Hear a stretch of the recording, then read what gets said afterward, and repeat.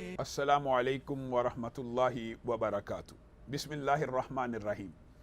معزز ناظرین گرامی قدر، سورہ آل عمران آیت نمبر 134 میں اللہ رب العزت ارشاد فرماتے ہیں، الذین ينفقون فی السراء والضراء والکاظمین الغیظ والعافین عن الناس واللہ یحب المحسنین۔ انشاءاللہ ہم اس آیت کا ڈیٹیل سے آپ کے سامنے احاطہ کریں گے۔ ہم نبی کریم صلی اللہ علیہ وسلم کی صفت احسان کے حوالے سے چند گزارشات آپ کے سامنے پہلے بھی رکھ چکے ہیں۔ نبی کریم صلی اللہ علیہ وسلم کے بارے میں صحیح حدیث کے الفاظ ہیں کہ آپ نے زندگی کے اندر کسی جانور کو بھی برا بلا نہیں کہا، کسی جانور کو گالی بھی نہیں دی، بلکہ نبی کریم صلی اللہ علیہ وسلم اپنے صحابہ کو کہا کرتے تھے، جب ایک واقعہ مشہور آپ کے سامنے رکھنا چاہتا ہوں کہ ایک صحابی نے ٹھوکر لگی، شیطان کو گالی دی، شیطان اور ابلیس کو، تو نبی کریم صلی اللہ علیہ وسلم نے کہا وہ تو پھول کے کپا ہو جاتا ہے جب اس کو گالی دی جاتی ہے اور وہ سمجھتا ہے کہ میری تسلط کو اس بندے نے اپنے اوپر مان لیا ہے۔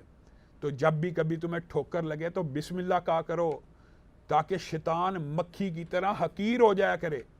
تو نبی کریم صلی اللہ علیہ وسلم احسان کی تعلیم اور تربیت اس طرح دیا کرتے تھے۔ نبی کریم نے صحابہ کو کہا صلہ رحمی کیا کرو، صلہ رحمی کیا کرو، کیونکہ رحم اللہ کی بارگاہ میں پیش ہو چکا ہوا ہے اور رحم اللہ کے پاس ہے، اور اللہ رب العزت کو کہتا ہے اللہ جو مجھے توڑتا ہے تو اس کو توڑ دے۔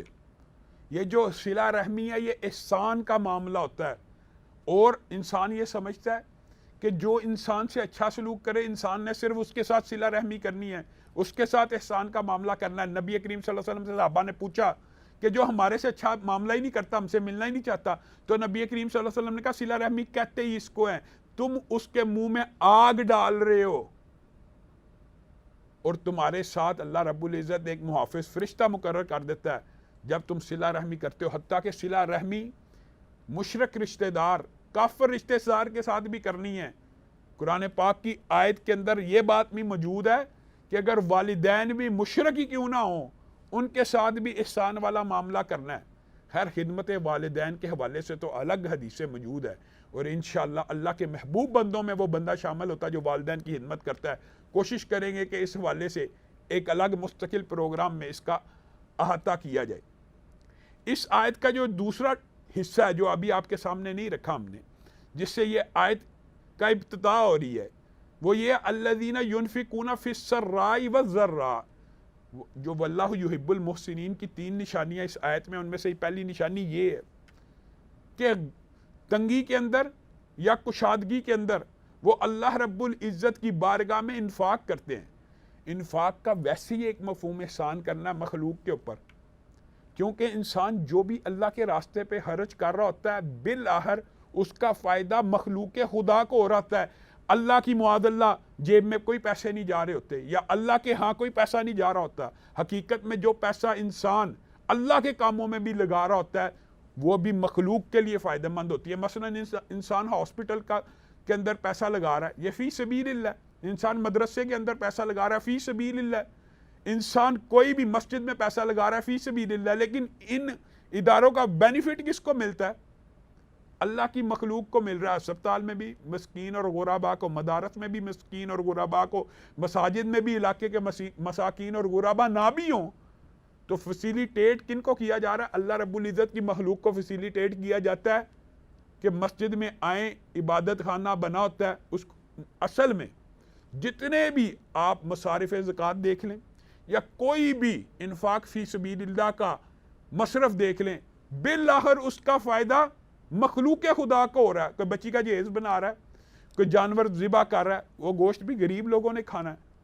ہر انفاق فی سبیل اللہ کا فائدہ مخلوق خدا کو ہوتا ہے، اسی لیے اللہ رب العزت نے اس کو احسان کے ساتھ ریلیٹ کیا ہے۔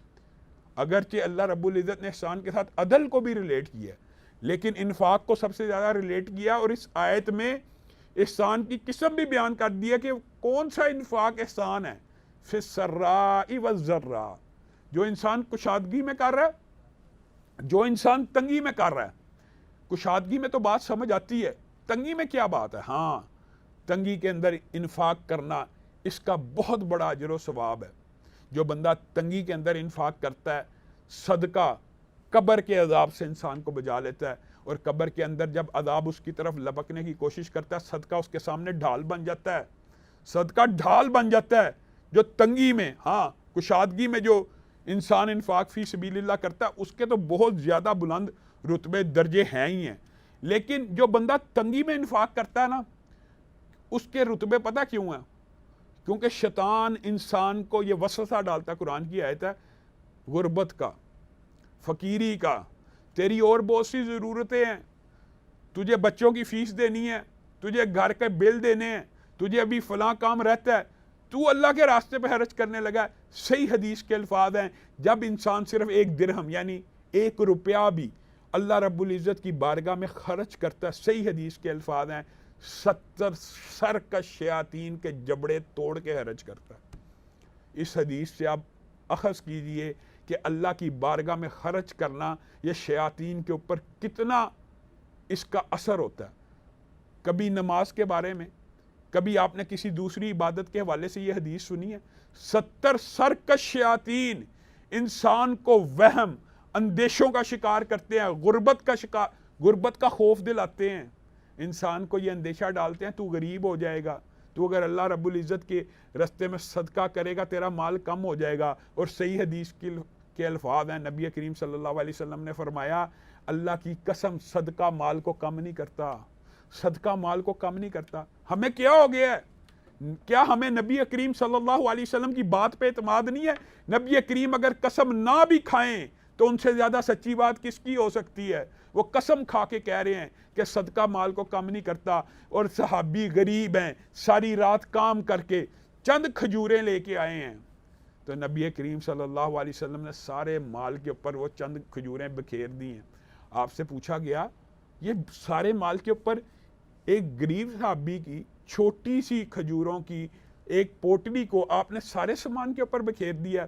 نبی کریم صلی اللہ علیہ وسلم نے کہا ہاں، جس اخلاص سے اس نے صدقہ کیا ہے، میری خواہش یہ ہے کہ سارے سامان میں اس کے کھجوروں کی برکت داخل ہو جائے۔ آپ کو پتہ ہے یہ کس جیش کا واقعہ ہے؟ یہ وہ دن ہے جس دن صحابہ نے انفاق فی سبیل اللہ کر کے اللہ رب العزت کو بھی اور نبی کریم صلی اللہ علیہ وسلم کو بھی راضی کر لیا تھا۔ حضرت عمر کہتے ہیں اللہ کی قسم حضرت ابو بکر سے چاہتا تھا، ہاں صحابہ ایک دوسرے کے ساتھ نیکیوں کے ساتھ مسابقت کرتے تھے، ایک دوسرے کا مقابلہ کرنا ہے، نیکیوں میں کرنا ہے، میں ابو بکر سے ہر وقت آگے رہنا چاہتا تھا، لیکن ایک واقعہ میری زندگی میں ایسا آیا پھر میں نے کبھی ابو بکر سے آگے نکلنے کی کوشش نہیں کی۔ وہ کیا واقعہ ہے؟ حضرت عمر کہتے ہیں غزوہ تبوک میں جب نبی کریم صلی اللہ علیہ وسلم نے کہا نا آج مسلمانوں کو ضرورت ہے، آج اسلام کو مال کی ضرورت ہے، تو میں اپنے گھر کی ہر حصے کو، ہر چیز کو 2 حصوں میں تقسیم کرتا جا رہا تھا، یہ اللہ کے لیے، یہ رسول اللہ کے لیے، یہ میرے گھر والوں کے لیے۔ مطلب نصف مال، نصف جائیداد اللہ رب العزت کی بارگاہ میں اور نبی کریم صلی اللہ علیہ وسلم کی خدمت میں پیش کرتا ہوا آ رہا ہوں، اور میرے دل میں یہ خیال آ رہا ہے آج کے دن عمر سے آگے کوئی نہیں نکل سکے گا، آج کے دن ابو بکر بھی پیچھے رہ جائے گا۔ نبی کریم نے میرے مال کو قبول کیا بڑی خوشی کے ساتھ، حضرت عمر کو بھی جنت کی بشارت دی، خوش بھی ہوئے۔ کیا لے کے آئے ہو؟ آقا آدھا مال دین اسلام کے لیے وقف کر رہا ہوں۔ نبی کریم خوش ہو گئے، لیکن حضرت عمر بیان کرتے ہیں حضرت ابو بکر آئے، اپنے ساتھ جو بھی سامان لے کے آئے، نبی کریم صلی اللہ علیہ وسلم کا چہرہ خوشی سے تمتما اٹھا۔ کہا ابو بکر یہ مال جو جتنا بھی لے کے آئے ہو یہ گھر کا کل حصے کا کتنا ہے؟ حضرت ابو بکر نے کہا کل حصے کا کیا پوچھتے ہیں آقا، پورے گھر میں جو کچھ بھی تھا، جو سامان تھا، جو کل جائیداد تھی، اللہ کی بارگاہ میں آپ کی خدمت میں پیش کر رہا ہوں۔ گھر میں کیا چھوڑ کے آئے ہو؟ گھر میں آپ کی اور اللہ کی محبت کو چھوڑ کے آئے ہوں۔ حضرت عمر کی آنکھوں میں آنسو آ گئے اور کہا یہ وہ دن ہے جس دن میں نے ارادہ کیا میں کبھی ابو بکر کو پیچھے نہیں چھوڑ سکتا۔ ابو بکر سارا مال دے رہے ہیں، صحابہ اس طرح انفاق کیا کرتے تھے۔ نبی کریم صلی اللہ علیہ وسلم نے ارشاد فرمایا کون ہے جو اللہ کی بارگاہ میں 100 اونٹ دے گا؟ حضرت عثمان کھڑے ہوئے، کہا میں دوں گا۔ کون ہے جو اللہ کی بارگاہ میں 100 اونٹ دے گا؟ حضرت عثمان کھڑے ہوئے، میں دوں گا۔ 7 مرتبہ اعلان کیا، 7 مرتبہ حضرت عثمان نے 100 اونٹ کا وعدہ کیا، اور نبی کریم صلی اللہ علیہ وسلم وعدہ کرتے ہوئے کیا رہے تھے پتہ ہے؟ حدیث کے الفاظ ہیں، کون ہے جو اللہ کے راستے میں سونڈ دے گا، میں محمد صلی اللہ علیہ وسلم اس کو جنت کی بشارت دیتا ہوں۔ ایک ہی جگہ پہ کھڑے ہو کے 7 مرتبہ حضرت عثمان کو جنت کی بشارت دی، اور عثمان کو کہا بس کر عثمان، بس کر عثمان، آج کے بعد اگر تو کوئی نیکی کا عمل نہ کرے، تیرے لیے جنت میں داخلے کے لیے یہی نیکی کافی ہے۔ ہم آپ کے سامنے انفاق فی سبیل اللہ کی اہمیت کے حوالے سے چند گزارشات کو رکھ رہے ہیں کہ اللہ رب العزت کی بارگاہ میں تنگی میں اور آسانی میں اللہ کی بارگاہ میں پیسہ پیش کرنا، اور پیسہ پیش کرنا پہلے آپ کے سامنے رکھ دیا، جو بھی پیسہ انسان اللہ کی بارگاہ میں پیش کرتا ہے وہ مخلوق ہی کے کام آتا ہے، وہ مخلوق ہی کو بالواسطہ فائدہ پہنچا رہا ہوتا ہے۔ خود نبی کریم صلی اللہ علیہ وسلم کیسے انفاق کیا کرتے تھے، امی عائشہ بیان کرتی ہیں کہ نبی کریم صلی اللہ علیہ وسلم آندھی طوفان سے تیز رفتار خرچ کرنے والے تھے۔ ایک دن نماز عصر پڑھائی، سلام پھیرتے ہی تیزی سے دوڑتے ہوئے گھر میں داخل ہوئے، صحابہ حیران رہ گئے، پوچھا یہ کیا کیا؟ کہا نماز کے دوران خیال آیا کہ گھر کے اندر فلاں مال کا ٹکڑا پڑا ہوا ہے تو میرے دل بے چین ہو گیا، نماز کے اندر فوری آئے، اللہ کی بارگاہ میں پیش کر دیا۔ اور نبی کریم صلی اللہ علیہ وسلم نے یہ بات بھی یاد رکھی ہے، نبی کریم صلی اللہ علیہ وسلم نے اتنا انفاق کیا کہ نبی کریم صلی اللہ علیہ وسلم نے جو غربت ہے نا، آپ کی غربت کے جو واقعات ہیں وہ نبی کریم صلی اللہ علیہ وسلم کی اختیاری ہے، اضطراری نہیں تھی۔ نبی کریم کے پاس تو اتنا مال آیا وہ اللہ کی بارگاہ میں خرچ کر دیا کرتے تھے۔ ایک مرتبہ اتنا مال آیا کہ نبی کریم اس قابل ہوئے کہ 100 اونٹ کل جائیداد۔ نبی کریم صلی اللہ علیہ وسلم ایسے لیڈر نہیں تھے کہ جو حدیث لوگوں کو بیان کر دی اس کے اوپر عمل نہیں کیا۔ اگر یہ کہا نا کہ قربان کرنے کا اتنا اجر و ثواب ہے، لوگوں کو گوشت کھلانے کا اتنا اجر و ثواب ہے کہ جانور کے جسم کے اوپر جتنے بال ہوتے ہیں جب انسان اس کے گلے پہ چھری چلاتا ہے اتنے گناہ معاف ہو جاتے ہیں، تو پھر جب اپنی باری آئی نبی کریم صلی اللہ علیہ وسلم نے اپنی کل جائیداد کا حساب لگایا، ساری بیچ کے 100 اونٹ خرید لیے اور اللہ کی راہ میں قربان کیے، خود اپنی عمر کے مطابق کیے، اور حضرت علی سے 37 اونٹ کروائے، 100 اونٹ ایک جگہ کے اوپر۔ اور امہات المومنین بیان کرتی ہیں ایک مرتبہ مسجد النبی میں غلے کے ڈھیر لگے ہوئے ہیں، بہت بڑا مال غنیمت آیا۔ نبی کریم صلی اللہ علیہ وسلم کیا اس طرح کے حکمران تھے کہ مال آیا، جو بھی آیا بیت المال میں جمع کرا دیا، اسٹیٹ بینک میں جمع کرا دیا؟ بلکہ نبی کریم صلی اللہ علیہ وسلم اور خلفائے راشدین کی سیرت سے یہ بات پتہ چلتی ہے، جتنا مال اکٹھا ہوتا تھا شام نہیں تھی ہوتی وہ سارا مال عوام میں بانٹ کے سو جاتے تھے۔ حضرت عمر کی بھی یہی سیرت رہی، حضرت علی کی بھی یہی سیرت رہی۔ امہات المومنین بیان کرتی ہیں اتنا مال آیا تھا، اتنا مال آیا تھا، نبی کریم صلی اللہ علیہ وسلم لوگوں کو دیتے جا رہے ہیں، دیتے جا رہے ہیں، دیتے جا رہے ہیں۔ ایک وقت یہ آیا کہ وہ گلے کا ڈھیر ختم ہو گیا، ایک ہار باقی رہ گیا۔ اب نبی کریم صلی اللہ علیہ وسلم کا بھی ظاہر حصہ تو ہے، نبی کریم صلی اللہ علیہ وسلم کا ارادہ تھا یہ ہار میں اپنے گھر میں لے جاؤں گا، اور امہات المومنین کے یہ الفاظ ہیں کہ اگر ہمارے ذہن میں یہ خیال تھا آج تو اتنا مال آ چکا ہے کہ مدینہ کے گھر گھر میں چولہا جلے گا، آج ہمارے گھر میں بھی چولہا جل جائے گا، آج اتنے دنوں بعد ہمارے گھر میں بھی روٹی پک جائے گی، لیکن کوئی آنے والا آیا، اس نے نبی کریم صلی اللہ علیہ وسلم سے مانگا تو نبی کریم صلی اللہ علیہ وسلم نے وہ ہار بھی اس کو دے دیا، اور قمیض کو جھاڑتے ہوئے گھر میں داخل ہوئے۔ امہات المومنین نے کہا کیا آج آپ پھر خالی ہاتھ آ گئے ہیں؟ کیا آج بھی ہمارے گھر میں کھانا نہیں پکے گا جبکہ مدینہ کے ہر گھر میں چولہے کے الاؤ روشن ہو چکے ہیں؟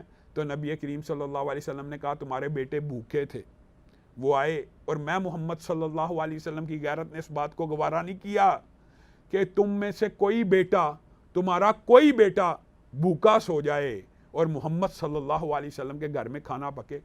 نبی کریم صلی اللہ علیہ وسلم انفاق اس طرح کیا کرتے تھے، ایک بدوی آیا، سامنے 2 وادیاں بھیڑ بکریوں کی بھری ہوئی وادیاں مال سے، نبی کریم صلی اللہ علیہ وسلم کے پاس آگے کہتا ہے پتہ نہیں اس نے بھی کیسے کہا ہوگا، اس کو بھی پتہ نہیں یقین ہوگا کہ نہیں، کہا آقا یہ دونوں وادیاں بھیڑ بکریوں کی مجھے دیتے ہیں؟ نبی کریم صلی اللہ علیہ وسلم ایک لمحے کے لیے بھی نہیں جھجکے، کہا دونوں تیری ہو گئی۔ وہ حیران و ششدر رہ گیا۔ اس نے اپنے قبیلے کے اندر جا کے کہا اللہ کی قسم اس ہستی کے پاس سے آیا ہوں جس کو مال کی کوئی لالچ ہی نہیں، جو ایسے دیتا ہے جس طرح دریا کی روانی ہو۔ خود نبی کریم صلی اللہ علیہ وسلم ایسے انفاق کیا کرتے تھے، صحابہ ایسے انفاق کیا کرتے تھے کہ ابو دہدا رضی اللہ تعالیٰ عنہ کا واقعہ آج ہمارے لیے ایک بہت بڑا نمونہ ہے، بہت بڑی مثال ہے، کتنا عمدہ واقعہ ہے۔ نبی کریم صلی اللہ علیہ وسلم کے پاس ایک صحابی آتے ہیں، وہ آ کے کہتے ہیں میرے ہمسائے کے پاس کھجور کا ایک خشک تنا لگا ہوا ہے، اگر وہ مجھے دے دے گا میں اس کے ساتھ اپنی چھت ڈال لوں گا، میرے کام آ جائے گی، دیوار سیدھی ہو جائے گی، میرے کام آ جائے گا، تو آپ میری سفارش کر دیجئے۔ اچھی بات کی سفارش کرنا بھی احسان ہے، اچھی بات کی سفارش کرنا بھی صدقہ ہے۔ نبی کریم صلی اللہ علیہ وسلم نے کہا اس شخص کو میرے پاس لے آؤ۔ اب وہ شخص نبی کریم صلی اللہ علیہ وسلم کی بارگاہ میں آیا، نبی کریم نے کہا میرے ساتھی کو تیرے خشک تنے کی ضرورت ہے، وہ تو خشک ہو چکا ہے، وہ تو بالکل اس کے اندر تر و تازگی نہیں، تیرے کسی کام کا نہیں، تیری ضرورت سے زائد ہے، اس کو عطا کر دے۔ اب وہ بندہ، اس کی نظر تو دنیاوی مال کے اوپر تھی، بس قسمت کے کیا کہنے ہیں۔ نبی کریم صلی اللہ علیہ وسلم کو معاتب ہو کے کہتا ہے اس کے بدلے مجھے کیا ملے گا؟ نبی کریم صلی اللہ علیہ وسلم نے کہا تجھے جنت میں ایک درخت کی بشارت دیتا ہوں۔ اب اصل میں تو جنت کی بشارت دے رہے تھے، اگر جنت میں درخت کی بشارت، اللہ تعالیٰ کسی بندے کا جنت میں درخت لگا دے، محل بنا دے اور بندے کو پہلے جہنم بھیجے اور پھر جنت میں داخل کرے، یہ تو اللہ تعالیٰ کی بظاہر رحمت اور کریمیت سے مستثنیٰ بات لگتی ہے، متضاد بات لگتی ہے۔ تو اصل میں تو جنت کی گارنٹی دی نبی کریم صلی اللہ علیہ وسلم نے کہ جنت کا ایک درخت اس خشک تنے کے بدلے میں لے لے۔ اس نے کہا میں جنت کی بات نہیں کرتا، مجھے دنیا کے مال کے بارے میں بتلاؤ۔ نبی کریم صلی اللہ علیہ وسلم نے کہا دنیا کا تو کوئی مال میرے پاس نہیں، میں تو لوگوں کی آخرت بہتر کرنے کے لیے آیا ہوں، اگر تو دینا چاہتا ہے تو جنت کے ایک درخت کے بدلے میں دے دے۔ اب مدینہ میں یہ بات پھیل چکی ہے کہ نبی کریم صلی اللہ علیہ وسلم نے کھجور کے ایک خشک تنے کی قیمت جنت کا ایک درخت لگایا۔ حضرت ابو دہدا کے کان میں بھی بات پہنچی، حضرت ابو دہدا بھاگے بھاگے آئے، کیا جنت کا درخت کا وعدہ اس شخص کے لیے بھی ہے جو یہ خشک کھجور کا تنا اس صحابی کو خرید کے دے دے؟ ہاں، نبی کریم نے کہا اس کے لیے بھی وعدہ ہے، اس کے لیے بھی گارنٹی ہے۔ یہ حدیث آپ کے سامنے مفہوماً رکھ رہا ہوں، بڑی طویل حدیث ہے۔ اب حضرت ابو دہدا اس بندے کے پاس پہنچتے ہیں اور جا کے بارگیننگ شروع ہوگی۔ بات کو مختصر کرتا ہوں، 500 کھجوروں کے درخت کے ساتھ سودا طے پایا، اور سودا کیسے طے پایا کہ ابو دہدا کا ایک بڑا خوبصورت باغ تھا، 500 کھجور کے خوبصورت درخت پھلوں سمیت لگے تھے۔ اس بندے کے ساتھ سودا یہ طے پایا وہ باغ کی جگہ 500 درخت کھجوروں سمیت میں تجھے دیتا ہوں، یہ خشک تنا کھجور کا مجھے دے دے۔ اس بندے کو پتہ لگ چکا تھا کہ ان کے نبی نے جنت کے ایک درخت کی بشارت دی ہے، اب مال کمانے کا ٹائم آ چکا۔ اس نے احسان والا معاملہ نہ کیا، لیکن ابو دہدا کی کیا قسمت ہے، ایسا احسان کا معاملہ کیا، 500 کھجوروں کے درخت کے باغ سمیت وہ خشک تنا خرید لیا، اور گھر پہنچتے ہیں، قربان جائیں ایسے صحابیات کے اوپر۔ یہ انفاق فی سبیل اللہ کا اصل میں درس، اور صحابیہ بھی ہیں۔ ام دہدا، ان کا دروازہ کھٹکایا باغ میں، جا کے کہا باہر آؤ، کہا باہر بلاتے ہو اندر نہیں آتے، کہا باغ بیچ چکا ہوں اس لیے باہر بلاتا ہوں۔ کس چیز کے عوض بیچ کے آئے ہو؟ جنت کے ایک درخت کے بدلے میں بیچ کے آ گیا ہوں۔ باہ باہ کہہ رہی ہیں ام دردہ، کمال تیری تجارت پہ، سبحان اللہ تیری تجارت پہ، ویل ڈن تیری تجارت پہ۔ اور باہر آتی ہیں، جیبیں الٹ دیتی ہیں۔ ابو دہدا بھی جیبیں الٹ دیتے ہیں کہ اسی باغ کی کمائی ہے، ساری کی ساری یہاں پہ چھوڑ کے جائیں گے۔ خشک تنا اٹھا کے نبی کریم صلی اللہ علیہ وسلم کی بارگاہ میں پیش ہو جاتے ہیں۔ کہا آقا آپ نے ہم سے وعدہ کیا تھا، کیا ہمیں جنت میں ایک درخت ملے گا؟ نبی کریم صلی اللہ علیہ وسلم نے آنکھوں کو اٹھایا، کہا ابو دہدا آسمان کے سارے پردے اٹھ گئے ہیں، میں نے جنت میں ایک درخت کا وعدہ کیا تھا، لیکن اللہ کی قسم میں نے جنت کے اندر تیرے لیے 1,00,000 سرسبز و شاداب درختوں کا باغ تیار دیکھا ہے۔ تو معزز ناظرین گرامی قدر، اگر ہم محسنین بننا چاہتے ہیں، اگر ہم احسان کرنے والا بننا چاہتے ہیں، ہمیں لوگوں کو معاف بھی کرنا ہوگا، ہمیں غصے کو کنٹرول بھی کرنا ہوگا، اور ہمیں اللہ رب العزت کی بارگاہ میں انفاق بھی کرنا ہوگا۔ انشاءاللہ آپ کے ساتھ دوبارہ ملاقات ہوگی نئے پروگرام میں، اسی بات کو ہم آگے بڑھائیں گے۔ آپ سے آج کے پروگرام سے لیتے ہیں اجازت۔ السلام علیکم ورحمۃ اللہ وبرکاتہ۔